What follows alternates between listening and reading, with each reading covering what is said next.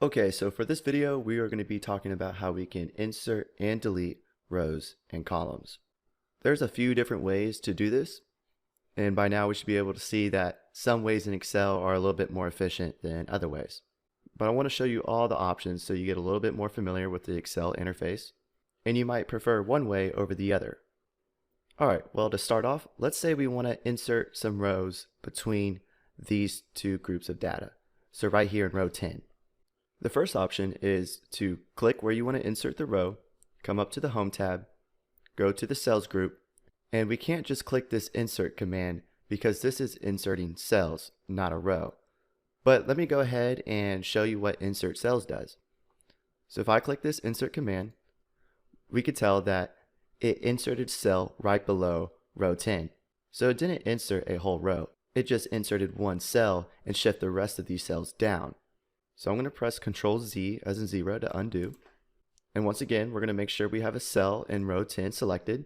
Come back up to the Home tab, to the Cells group, and we're going to click this drop down for the Insert command.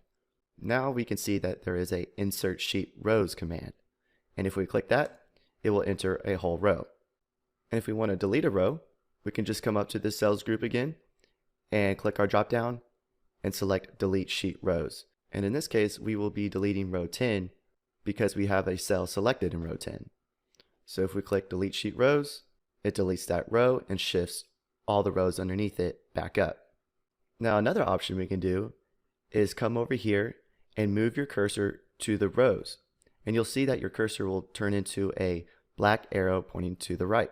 This is how we select a whole row. So if we give row 10 a click, we can see that it selected the whole row. And then we can go to the Home tab, back to the Cells group, and instead of selecting the drop down, we can just click Insert because we have the whole row selected. Now we've entered a new row, and if we click it again, another row is entered. Same thing for deleting. We don't have to click the drop down to delete the row. Now that we have the whole row selected, we can just click Delete, and we can delete one more time. Another quick way to insert and delete rows and columns is using keyboard shortcuts. So right now we have row 10 selected.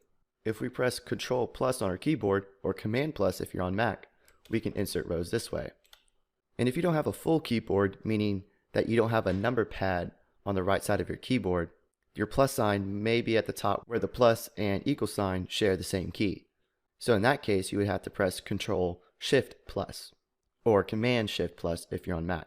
And to delete a row using a keyboard shortcut is to make sure you have the row selected that you want to delete and press Control minus or Command minus if you're on Mac.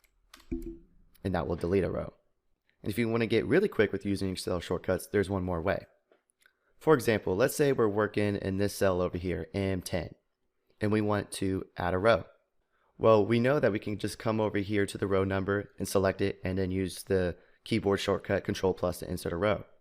To take the time away moving your cursor all the way to the row number, what we could do is select a cell in a row that we want to add or delete and use the keyboard shortcut Shift spacebar to select a row and then Control plus sign to add a row. Same thing goes for columns. Let's say we want to insert a column between row E and F. So once again, we need to move our cursor to the column heading where we want to insert a column. And then we can come up here and click Insert, or once again use your keyboard shortcuts. It's the same ones as a row, so I'm going to press Control plus and it'll insert a column, or Control minus to delete a column. And if you notice throughout that whole process, all of our formulas are getting updated as well. So all of our cell references are moving as we insert rows, delete rows, or insert columns and deleting columns. So get some practice in, learn those shortcut keys because it will save you some time. I'm going to go ahead and delete this column, so I'm going to select a column, Control minus, and if you want to delete multiple rows or columns, you can select multiple rows, and you can go up to the Home tab in the Cells group and press Delete, or use your shortcut keys, Control minus, to delete multiple rows at once.